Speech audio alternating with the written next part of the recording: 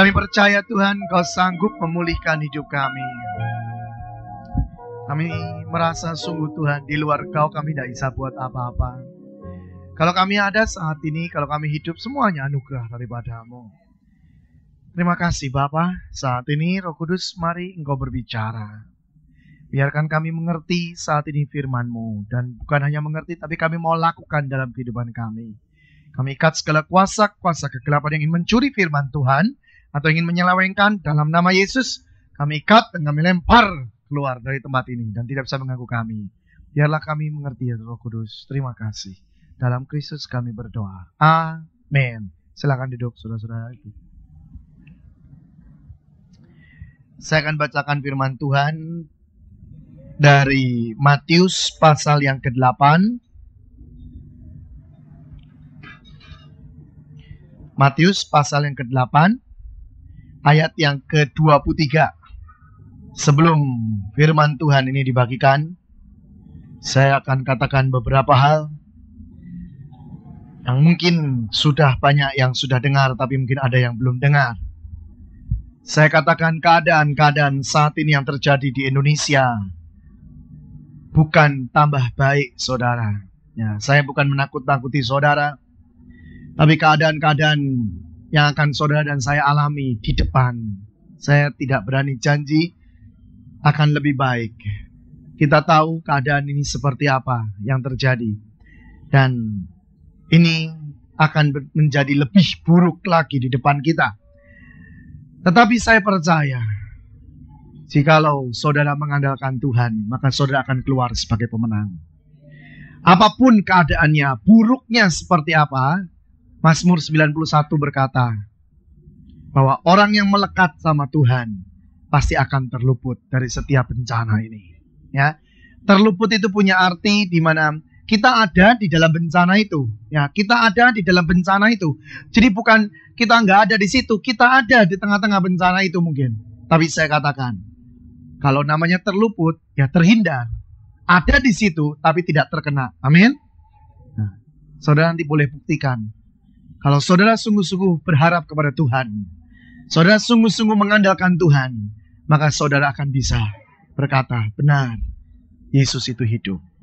Jangan cuman dengar yang namanya kesaksian. Ya, tadi kita sudah dengar kesaksian yang begitu indah. Jangan cuman dengar, jangan cuman berkata begini, waduh bagus ya, luar biasa. Adalah lebih baik engkau mengalami sendiri. Banyak orang gak pengen ngalami, saudara. Sebabnya apa? Kalau mau lihat mujizat harus ada masalah dulu.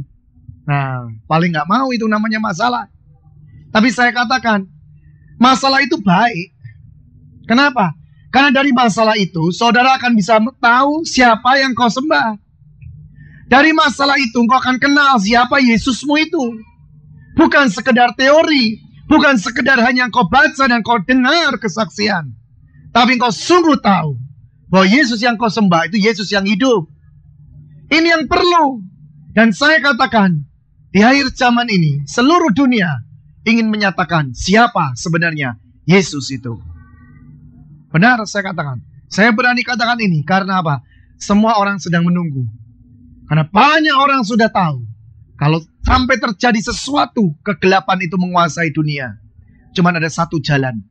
Cuman ada satu yang bisa membuat jalan kembali. Dan itulah yang namanya Yesus. Jadi saya katakan dan saya berani jamin akan hal itu. Bahkan firman Tuhan sendiri berkata, suatu ketika nanti akan terjadi semua orang bertekuk lutut dan mengaku bahwa Yesus itu Tuhan dan Raja. Mau saudara percaya tidak percaya, saya katakan suatu ketika itu pasti akan terjadi. Karena apa? Manusia terbatas kemampuannya. Manusia terbatas apapun yang dia lakukan. Tetapi Yesus tidak pernah terbatas. Dia membuat jalan di mana tidak ada jalan. Jadi saya katakan dia ini masih mencipta saat ini. Bahkan dia mulai menciptakan segala sesuatu bagi orang-orang yang hidupnya berkenan di depan dia. Amin. Saudara mau menikmati ciptaan Tuhan yang baru? Ya, saudara harus siap untuk bersama-sama dengan dia, ya. Kalau suatu hari kemarin dulu saya berdoa dengan seorang hamba Tuhan. Dan pada waktu itu saya berdoa sebenarnya bukan untuk Indonesia. Saya berdoa untuk pelayanan saya di tahun depan. Dan hamba Tuhan itu juga berdoa untuk pelayanannya di tahun depan. Tetapi pada waktu kami berdoa, kami melihat, saya sendiri melihat, ada satu peta Indonesia. Ya, saya melihat satu peta Indonesia, tetapi yang mengerikan di atas daripada bumi Indonesia, ada awan, ada sesuatu yang sangat gelap sekali. Awan yang sangat pekat, gelap sekali. Dan pada waktu saya lihat itu, saya berpikir, dan saya tanya sama Tuhan, Tuhan, apa maksudnya ini? Dan pada waktu itu Tuhan menjawab, engkau harus tahu, kalau ada awan yang seperti itu, biasanya akan terjadi apa? Hujan, badai, akan terjadi sesuatu yang tidak enak, saudara. Dan saya tahu Tuhan berkata pada saya, bahwa akan terjadi dalam waktu-waktu dekat ini seperti itu. Bencana alam di mana-mana, keributan akan terjadi, dan saya katakan, itulah yang akan kita hadapi di masa depan. Pada waktu itu saya tanya sama Tuhan, apa yang harus aku lakukan? Apa yang harus anak-anakmu untuk lakukan? Untuk supaya lepas dari masalah ini. Dan pada waktu itu Tuhan berkata, lihat, dan saya dapat penglihatan kembali. Saya melihat satu ekor induk ayam, ya, yang besar sekali, dan itu sedang memanggil anak-anaknya yang sedang berkeliaran di mana-mana. Dia panggil, ya, pakai suaranya dia panggil, dan saya tahu setiap anak mengerti panggilan ibunya itu. Jadi pada waktu anak-anak itu mendengar panggilan ibu, ada anak-anak yang langsung datang, langsung menuju pada ibunya dan sembunyi di bawah naungan sayap daripada induk ayam ini.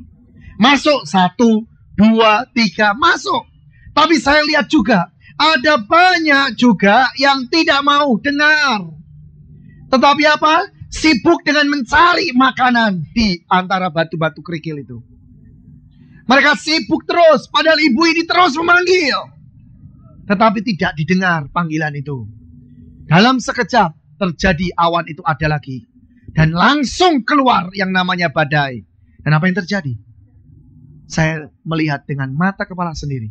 Itu ayam, anak-anak ayam yang tidak mau berlindung dalam naungan induk ayam.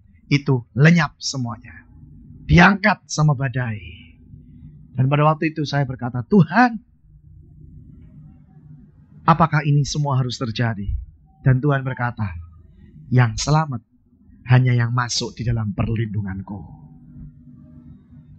Saya katakan pada saudara, ini firman. Hari ini semua sudah dengar, ya. Jadi tergantung saudara. Keputusan bukan di tangan Tuhan. Keputusan ada di tangan saudara dan saya. Banyak orang Kristen tidak ngerti dan punya satu pemikiran bahwa keputusan itu di tangannya Tuhan. Keputusan terakhir itu di tangan saudara sendiri. Karena setiap pribadi itu mempunyai free will di dalam kehidupannya. Yaitu bebas menentukan jalan hidup. Engkau mau ambil apa? Jalan hidup di dalam kekristenan? Ikut bersama dengan Yesus? Atau engkau pakai caramu sendiri? Jalan terakhir, keputusan terakhir ada di tangan saudara sendiri semua. Oleh dari itu, mari saat ini kita dengar firman Tuhan dan jangan keraskan hatimu. Ya, jangan pakai kekuatan sendiri. Jangan merasa engkau sudah mampu. Jangan merasa bahwa, oh, aku sudah punya harta banyak. Saya katakan saudara, yang namanya Ayub itu kaya raya di daerah dia. Tapi dalam sekejap habis. Mungkin saudara berkata, tapi kalau aku nggak mungkin habis, Pak. Karena aku 7 turunan nggak akan habis. Oh iya betul. Tapi buat apa? Engkau punya semua. Tapi engkau lihat penderitaan itu di depanmu. Buat apa engkau lihat semua? Segala sesuatu yang akan terjadi yang sangat mungkin menusuk hatimu atau menyakitkan hatimu. Atau membuat hatimu pedih. Karena orang-orang yang kau kasihi, engkau lihat penuh dengan penderitaan semua. Dan kau tidak bisa nolong mereka. Hartamu sudah tidak ada gunanya lagi. Saya katakan, itu sangat menyedihkan hati. Karena itu, mari berlindung dalam naungan Tuhan. Ya, jangan pakai kekuatan sendiri. Saya akan bacakan, saudara boleh simak. Angin ribut diredakan. Ayat 23. Lalu Yesus naik ke dalam perahu dan murid-muridnya pun mengikutinya. Sekonyong-konyong mengamuklah angin ribut di danau itu, sehingga perahu itu timbus gelombang. Tetapi Yesus tidur. Maka datanglah murid-muridnya membangunkan dia, katanya, Tuhan, tolonglah, kita binasa. Ia berkata kepada mereka, mengapa kamu takut? Kamu yang kurang percaya. Lalu bangunlah Yesus menghardik angin dan danau itu. Maka danau itu menjadi teduh sekali. Dan heranlah orang-orang itu, katanya, orang apakah dia ini? Sehingga angin dan danau pun taat kepadanya. Lihat. Ya. Pada waktu zamannya Yesus pun, murid-muridnya mengalami yang namanya badai. Murid-muridnya pun mengalami yang namanya angin ribut. Dan jangan saudara pikir bahwa itu nggak ada Yesus. Yesus ada di situ. Dan saya percaya ini sama dengan keadaan kita saat ini. Bahwa Tuhan sudah katakan ada beberapa yang akan terjadi. Dan saudara mungkin sudah dengar bahwa kemarin saja hari Rabu terjadi keributan kembali di Ambon. Ya, yang tidak pernah terpikirkan jadi lagi. Dan saya katakan itu akan terus. Bukan hanya di Ambon, tapi di beberapa tempat kembali. Dan itu akan terus. Dan saya katakan, oleh dari itu, hanya bernaung dalam naungan Tuhan, itu yang selamat. Yesus dan murid-muridnya dalam satu perahu. Sama-sama mengalami yang namanya angin ribut. Sama-sama diombang-ambingkan perahu itu. Sama-sama di situ ada. Tetapi aneh. Murid-muridnya sibuk. Yesus bisa tidur. Ini yang aneh. Yang pada waktu saya membaca ini, saya berkata, aneh ya Tuhan. Anehnya, kenapa engkau bisa tidur? Yang lain sibuk berusaha. Yang lain sibuk dengan kekuatan. Yesus dengan enaknya, dengan santainya, tidur. Apakah Yesus salah? Apakah Yesus itu berbuat sesuatu yang salah? Saya percaya tidak ada satu kejadian pun yang kebetulan. Amin. Ya, ini semua sudah seizin dari Bapa di surga. Dan kenapa sama Yesus tidur? Ya mungkin karena nggak diajak ngobrol. Ya, mungkin karena murid-muridnya berkata begini, ya sekarang kamu sudah ngajar, Yesus sudah capek, tidur istirahat. Saya tak kerja. Karena Pak, mereka menganggap bahwa itu memang sudah kerjaan mereka. Dari sononya sudah mereka itu seorang nelayan. Jago yang namanya mengendarai atau mengemudikan kapal-kapal. Jadi dia izinkan untuk Yesus tidur. Bisa. Tetapi saya mendapatkan satu pelajaran di tempat ini. Yaitu begini. Kalau saudara hidup di dunia ini, tidak mulai hari ini belajar berkomunikasi dengan Roh Kudus, maka saudara akan mendapatkan satu kerugian yang besar. Ini waktunya untuk tidak mengandalkan kekuatan sendiri.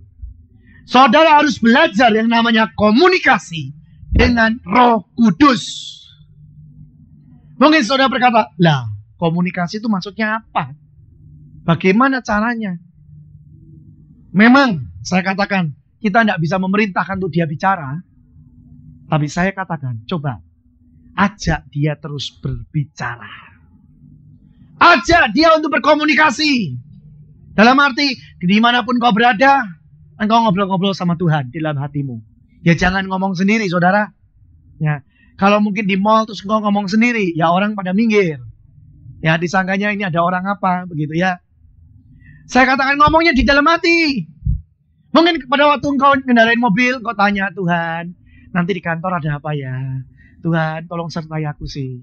Aku gak bisa jalan sendiri loh. Nah, begitu saja. Tapi ada suatu hubungan. Ada suatu komunikasi dengan Roh Kudus. Saya percaya. Kalau engkau waspada dan berjaga-jaga. Percis dengan apa yang tadi dilihat dalam penglihatan. Mendengar suara dari induk ayam. Maka anak-anak ayam itu akan selamat. Demikian juga kita. Kalau saudara berkomunikasi dengan Tuhan, saudara mulai belajar telingamu mendengar firman Tuhan. Mendengar apa yang Tuhan katakan. Saya percaya saudara akan selamat dan saudara tidak terkena bencana ini. Saya terlalu yakin akan berkata bahwa Tuhan tidak menghendaki kita rugi. Karena firman berkata, rancangan Dia itu rancangan damai sejahtera. Rancangan keberhasilan, bukan kegagalan, bukan kerugian, saudara. Tapi kalau saudara masih mengandalkan kekuatanmu, saya akan katakan, Tuhan akan ajar untuk engkau jatuh dan rugi. Karena apa saya berani katakan ini? Saya mengalami 3 minggu kemarin.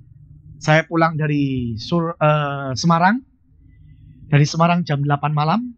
Jadi sampai di kota Bandung kira-kira jam 3, jam 4, saudara. Saya bersama dengan adik ipar saya. Tetapi akhir daripada semua itu saya yang nyetir, saudara. Ya. Jadi saya yang nyetir.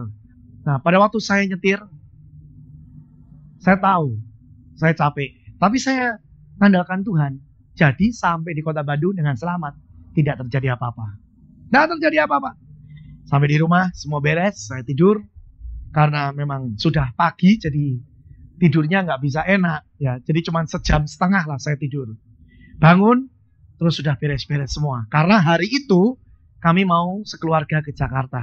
Nah, tapi sebelum ke Jakarta saya ada satu pertemuan doa bersama. Nah, pada waktu saya berdoa bersama, ya saya berdoa biasa.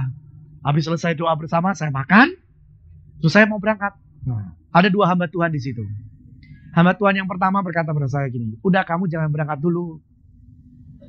Kamu istirahat aja dulu. Nanti rada sorean kamu ke Jakarta lah. Saya berkata pada dia, enggak apa-apa enggak, saya tidak akan terjadi apa-apa. Saya ini masih muda, saya itu tidak ngantuk, saya kuat. Saya belum tahu saudara kalau saya itu sombong. Saya belum tahu kalau saya mengandalkan kekuatan sendiri. 18 tahun. Saya dari umur 12 tahun saya sudah megang mobil. Dan umur belasan tahun saya belajar untuk balap mobil. Jadi saya merasa saya pintar dan saya merasa saya mampu. Ya. Saya masih tidak sadar. Hamba Tuhan ini pergi. Saya makan. Setelah selesai makan, ada satu orang hamba Tuhan lagi ngomong. Sudah istirahat dulu. Jangan berangkat. Saya bilang lagi sama dia. Enggak apa-apa. Saya enggak ngantuk. Enggak apa-apa, enggak. Kita akan berangkat ke Jakarta. Dan betul. Jadi habis makan itu kami langsung berangkat ke Jakarta. Pada waktu sampai di Jakarta, sampai di pertengahan jalan. Biasa siang gitu. Sudah kira-kira jam 1, jam 2 begitu kan. Panas sih saudara. Sedangkan di dalam mobil dingin. Semua tidur. Saya sendiri yang nyetir. Nah jam 2 itu saya mulai ngantuk saudara. Saya mulai sedikit rasa gini, namanya juga barusan tidur 1,5 jam. Ya. Saya mulai stamina saya turun. Saya tahu, waduh stamina kok turun begini ya. Mulai ada rasa-rasa kayak ngantuk sedikit. Tapi saya pikir gini, nantilah, terusin aja. Dan saudara tahu jalanan yang saya lalui itu pas turun, terus naik begitu. Nah, pada waktu itu saya pegang kemudi dengan baik. Tapi pada waktu saya sudah sampai naik, ya sudah sampai tanah yang enak, apa yang terjadi saudara? Saya ngantuk, saya hilang 1 detik. Mungkin 1 detik atau 2 detik lah. Dan apa yang terjadi? Mobil ke kiri dan nabrak saudara. Dan saya mengalami kecelakaan seumur hidup. Saya barusan pertama kali dan udah itu yang terakhir lah. Ya, karena nabrak orang saudara. Dan puji Tuhan, orangnya nggak mati saudara. Senin kemarin saya dapat kabar bahwa orangnya sudah bisa kerja kembali, semua sudah beres. Ya. Dan saya katakan, waduh Tuhan. Jadi batal semua liburan saya. Dan pada waktu itu saya diam. Dan saya berkata gini, kenapa Tuhan ini semua terjadi? Saya belum sadar kalau saya ini sombong. Saya belum sadar bahwa saya ini mengandalkan kekuatan sendiri. Pada waktu itu saya diam. Telepon berdering dari mana-mana. Bayangin dari HP saya itu baterainya penuh sampai habis. Empty. Karena nerima telepon. Bukan karena telepon, karena nerima telepon. Saudara. Dan saya bilang, waduh ini. Terus saya berkata, tapi saya tidak berani untuk berkata, Tuhan kamu gini, Tuhan kamu gini. Enggak, saya tahu semua yang terjadi pasti saya salah. Enggak mungkin, Tuhan rancangannya pasti damai sejahtera. Tuhan rancangannya pasti sukacita. Enggak mungkin Tuhan merencanakannya gagal untuk saya dan kerugian untuk saya. Kalau ada salah, pasti saya salah. Tapi saya merenung, apa salah saya? Pada waktu istri saya, puji Tuhan saya punya istri yang bisa mengendarai mobil. Jadi saya tidak boleh mengendarai lagi. Tapi istri saya langsung bawa yang sakit itu ke puskesmas. Pada waktu saya di tempat itu saya mikir, salah saya apa ya Tuhan? Dan mulai Roh Kudus ingatkan. Roh Kudus gak langsung ngomong gini, kamu ngandelin kekuatan sendiri. Enggak. Tapi pada waktu itu saya diam dan Roh Kudus mulai ingatkan yang namanya penglihatan saya itu di dalam doa itu. Saya mulai berpikir, apa itu maksudnya? Lebih jelas lagi. Dan akhirnya saya mengerti. Saya pakai kekuatan sendiri. Saya merasa mampu. Saya merasa pintar. Saya merasa masih muda. Masih kuat. Kondisi masih bagus. Dan tidak mungkin ngantuk. Dan akhirnya apa saudara? Saya dapatkan kerugian. Memang keluarnya jutaan.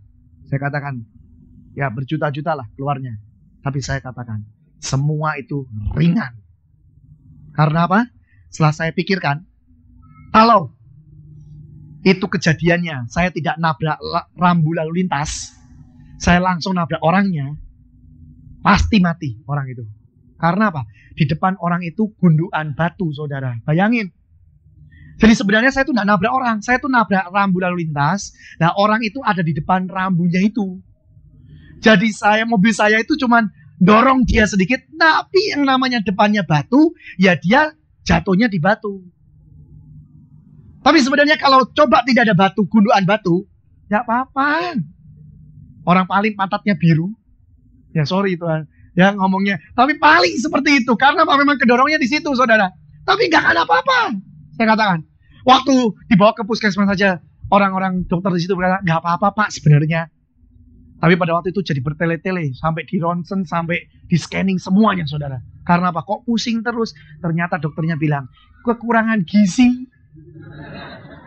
Jadi ya sudahlah, saya bilang, ya namanya juga orang daerah situlah, saudara ya. Saya tidak berani menjelekannya. Jadi memang namanya, ya mungkin luka, keluar darah, ya. Habis itu ya jadi kekurangan darah, kekurangan gizi, jadi segala macam lah. Jadi komplikasi, jadi seperti itu. Tapi saya ingat, semua itu hanya anugerah daripada Tuhan. Kalau sampai meninggal, waduh, urusannya jadi beda, saudara. Betul, saya katakan. Terus, beberapa waktu kemudian, saya mulai diingatkan Tuhan. Dan Tuhan berkata, bukankah apa yang aku berikan, apa yang aku izinkan terjadi, itu yang teringan untuk engkau. Dan saya mulai mikir, saya mulai ngantuk, itu pada waktu saya lewat daripada jalan yang turun dan naik. Kalau sampai saya hilangnya di jalan yang turun, saudara, apa yang terjadi? Saya pasti masuk jurang. Karena apa? Di jalan yang turun itu sebelahnya jurang. Dan kalau saya masuk jurang, pasti ada anggota keluarga saya meninggal dunia. Memang tidak urusan sama orang lain. Tapi bayangkan, kalau saya, akibat dari kesalahan saya, anggota keluarga saya ada yang meninggal. Berarti saya kan punya beban mental yang seperti apa. Pada waktu itu saya berkata begini sama Tuhan. Memang pelajaranmu itu mahal. Mahal. Jutaan kok saudara keluarnya. Tapi saya tahu itu terbaik dan teringan untuk saya. Maka ini satu kesaksian saudara. Jangan belajar untuk mengandalkan diri sendiri. Tapi mari saat ini andalkan Tuhanmu. Kesalahan yang kedua. Saya tidak ngajak ngomong Roh Kudus. Betul. Saya jujur. Berkali-kali biasanya saya ngomong sama Roh Kudus. Tapi pada waktu itu mungkin karena keadaan tubuh saya ya sedikit capek. Jadi pada waktu saya nyetir itu saya tidak ngomong-ngomong sama Roh Kudus. Saya bengong begitu saudara. Ya karena saya ya pikir ya sedang mungkin berpikir yang lain lah. Tapi saya ingat sekali. Saya tidak ngajak ngomong sama dia. Dan akhirnya terjadi kejadian seperti itu. Dan hari ini saya dapat satu beban dari Tuhan untuk sampaikan pada saudara. Kalau saudara mau jadi orang-orang yang berhasil. Kalau saudara mau jadi orang-orang yang terluput dari setiap bencana, saat ini bikin ada satu hubungan komunikasi dengan Roh Kudus yang indah. Bikin satu hubungan komunikasi yang indah. Jangan handphonemu hanya bunyi terus dengan bisnismu, tapi lebih baik komunikasi dengan Roh Kudus. Banyak kali saya ngalami, saudara. Kalau saya sedang berkomunikasi dengan dia, kekuatan baru itu mengalir. Betul, saya katakan. Kekuatan baru mengalir. Suatu ketika saya mau kesaksian. Saya bukan sombong, tapi sungguh ini terjadi. Kadang-kadang di Jakarta itu khotbah, tidak seperti di Surabaya, saudara.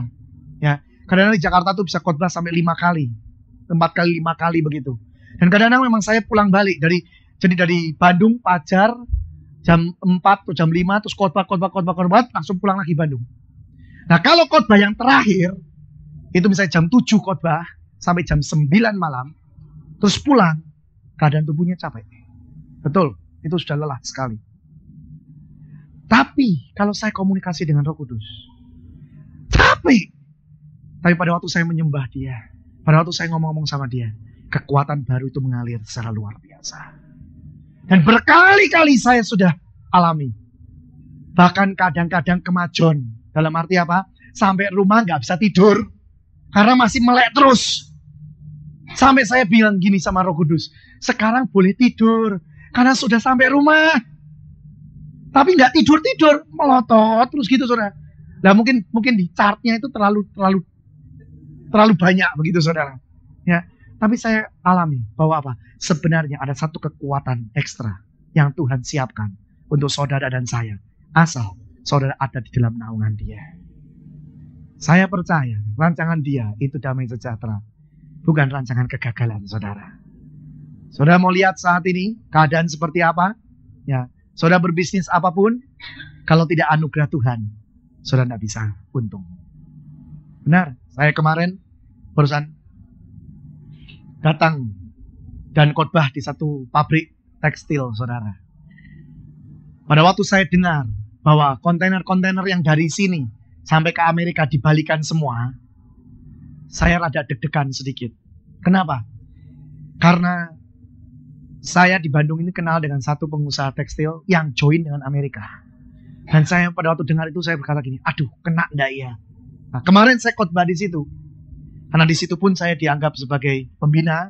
Jadi saya membina anak-anak di tempat itu. Dan pada waktu saya datang ke sana, yang luar biasa saudara. Yang menurut mungkin anggapan orang dunia, suatu kerugian. Tapi sungguh di hadapan Tuhan, dan sebenarnya kita itu harus mengambil positifnya. Itu luar biasa indahnya. Yaitu apa? Sebelum acara ini terjadi, sebelum ada keributan dengan Taliban itu saudara, ya, perusahaan ini sudah stop joinnya dengan Amerika. Luar biasa.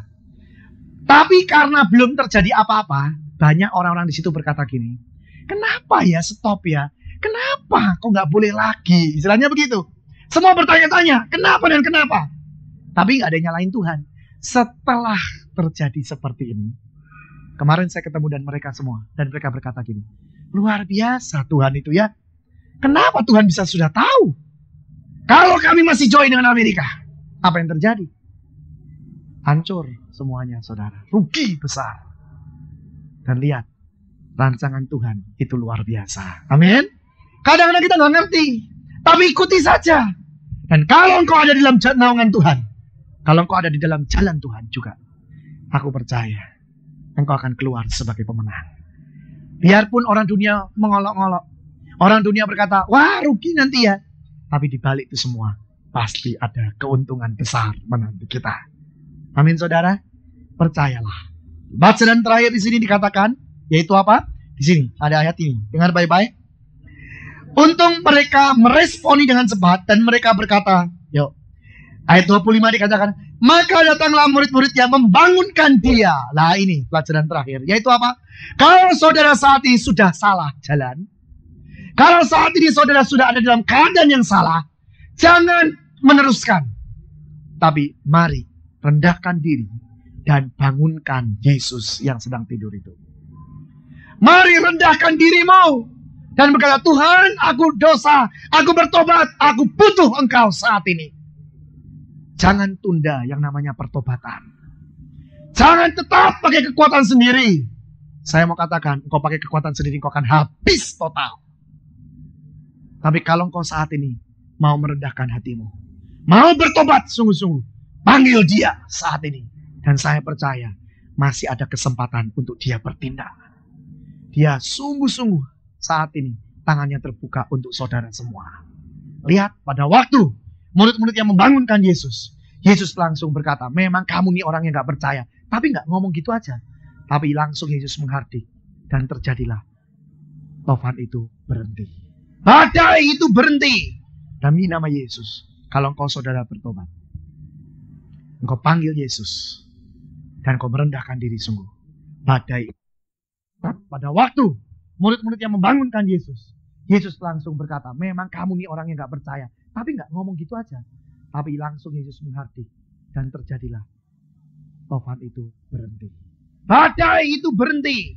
Demi nama Yesus. Kalau engkau saudara bertobat, engkau panggil Yesus, dan kau merendahkan diri sungguh, badai itu akan berhenti dalam hidupmu. Saudara boleh percaya atau saudara tidak percaya, terserah saudara. Keputusan ada di tangan saudara yang terakhir. Tapi demi nama Yesus saya katakan, mari kita panggil Yesus untuk menjadi nakoda dalam hidup kita. Karena sungguh badai ini akan terjadi. Mungkin kau nggak akan pernah terpikir badai apa.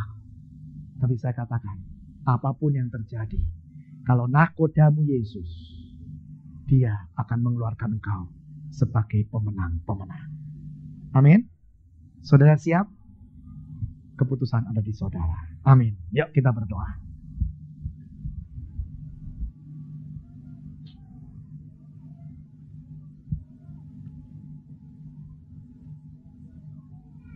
Biarlah semuanya merendahkan diri dan semuanya merenungkan firman Tuhan.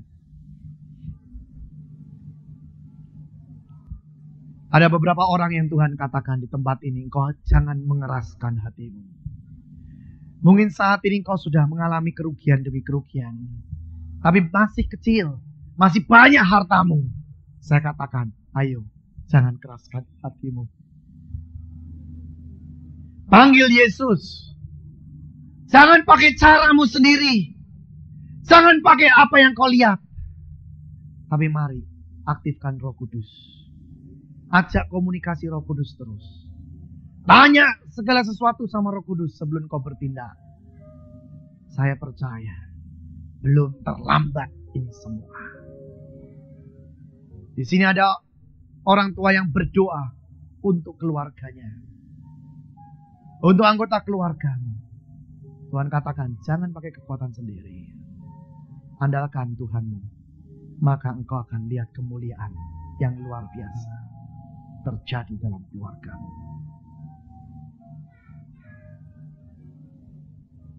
Kalau di sini ada orang-orang yang mengandalkan pengetahuan.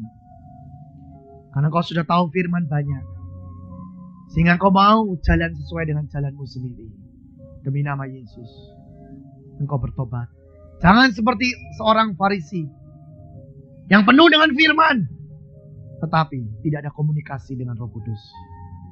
Firman Tuhan berkata, mereka bagiannya bukan surga, tapi neraka. Mari jangan sombongkan dirimu, rendahkan dirimu saat ini. Yesus,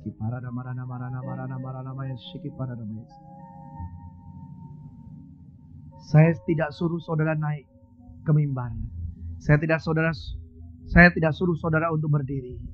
Tapi cukup kalau saudara mau bertobat di depan Tuhan, saudara angkat tanganmu di tempat dudukmu. Semuanya tetap tutup mata. Bagi orang-orang yang sungguh mau bertobat, angkat tangan.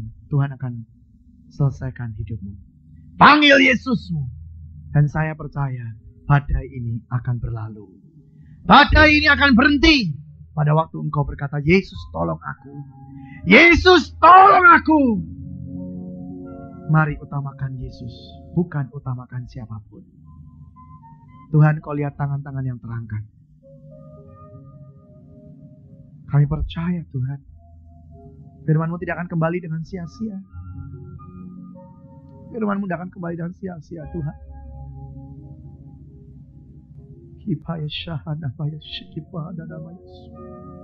Mari panggil Tuhanmu. Panggil Tuhanmu. Mari bertobat di depan Tuhanmu. Jangan keraskan hatimu.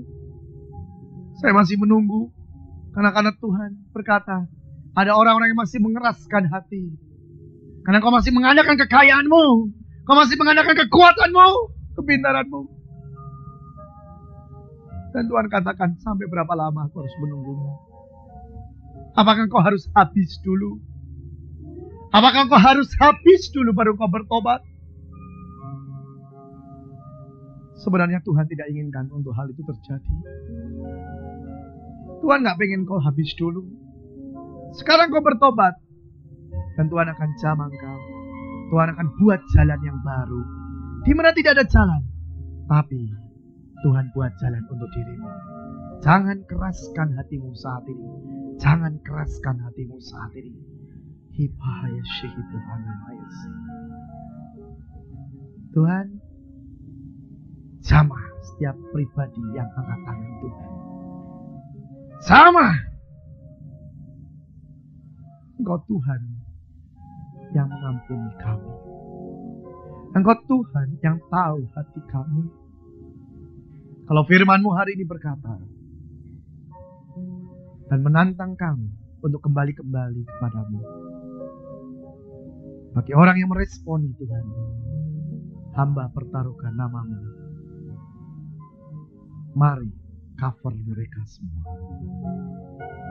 Hibahaya syikipuhana namaya syikipuhana. Hibahaya syikipuhana namaya. Manusia gagal itu biasa. Tapi yang penting, engkau belajar dari kegagalan itu. Dan kau bisa melangkah lebih maju. Bahkan kau bisa berlari mengejar ketinggalan demi ketinggalan itu. Hibahaya syikipuhana.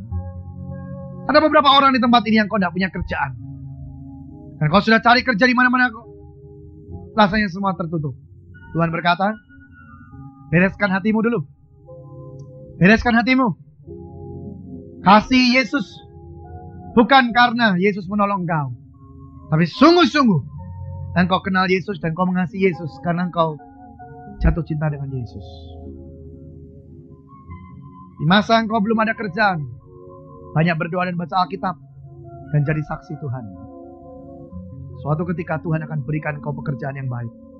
Yang tidak pernah masuk di pikiran. Tapi Tuhan sediakan untuk engkau.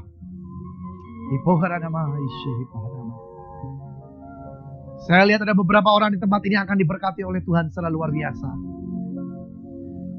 Saya lihat jalan berkat itu ada di tempat ini. Dan Tuhan ingatkan sungguh-sungguh. Pada waktu engkau diberkati, dengar. Jadilah bendahara-bendahara Tuhan yang baik. Jangan merasa bahwa itu uangmu. Jangan merasa itu milikmu. Tapi dengar baik-baik, itu semua milik Tuhan. Dengar, sekali engkau diberkati Tuhan, engkau bisa untuk memuliakan nama Tuhan. Engkau tidak sombong, engkau jadi bendahara yang baik. Maka engkau akan mendatangkan berkat kedua, ketiga, keempat, kelima, dan seterusnya. Tapi sekali engkau gagal, maka berkat yang kedua, ketiga, keempat akan tertutup di hadapanmu. Jangan puaskan dirimu dengan hartamu, tapi puaskan dirimu dari pengenalanmu akan Tuhanmu. Hibahaya syihbah. Saya mulai lihat berkat-berkat itu mulai dicurahkan. Yang tidak masuk akal akan terjadi untuk dirimu. Tidak usah takut, jalan saja bersama dengan Roh Kudus. Hibahaya syihbah nama. Bapak, ini waktunya untuk engkau menyatakan pada dunia bahwa engkau adalah Tuhan yang hidup, bukan Tuhan yang mati. Ini waktunya Tuhan, di mana kami akan lihat sesuatu yang besar akan menggoncangkan dunia ini, yaitu Yesus hidup. Dan setiap anak-anaknya yang mengandalkan Dia, setiap anak-anakmu yang mengandalkan Engkau Yesus, akan keluar sebagai pemenang dan tetap hidup di dalam kelimpahan. Terima kasih Bapa. Hamba berhenti. Tapi biarlah firman yang didengar tidak kembali dengan sia-sia. Terus berakar, bertumbuh dan berbuah di dalam kami. Terima kasih Bapa. Kami mau belajar untuk tidak egois. Kami mau belajar untuk menyenangkan hati-Mu Tuhan. Dengan cara menjadi saksi dimanapun kami berada. Terima kasih Bapa. Di dalam nama Yesus kami berdoa dan kami mengucap syukur. Amin.